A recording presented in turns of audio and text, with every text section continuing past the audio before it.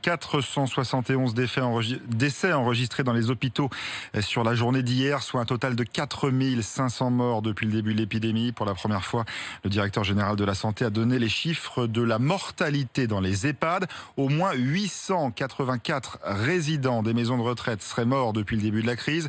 Si l'on fait l'addition, eh bien le bilan total des morts liés au Covid-19 en France s'élève à 5400. Pour désengorger les hôpitaux d'Île-de-France et du Grand Est, les transferts de patients se poursuivent. 6 nouveaux malades sont attendus aujourd'hui dans la région Occitanie. RMC a suivi le transfert d'un patient originaire de la région Grand Est vers une clinique toulousaine. Reportage Jean-Wilfried Forquès. Avion, véhicule médicalisé et prise en charge immédiate pour cette patiente de 66 ans par l'équipe de réanimation. Élodie, aide-soignante, en fait partie. On est fiers de pouvoir participer à tout ça, d'être dans des services comme ça, de donner de nous-mêmes, de notre personne.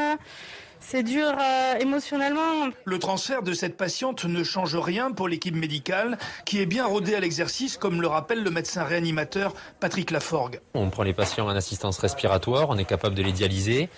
On est capable de leur faire des trachéotomies s'il y a besoin. Et puis il y a en plus tout un arsenal thérapeutique qui est dédié aux patients de réanimation polyvalente habituelle. Dans une région encore peu touchée par l'épidémie, il était indispensable de proposer des lits vides à des patients en grande difficulté, selon le directeur général Bruno Jean-Jean. Depuis 3 semaines, on a converti cette clinique en hôpital de guerre.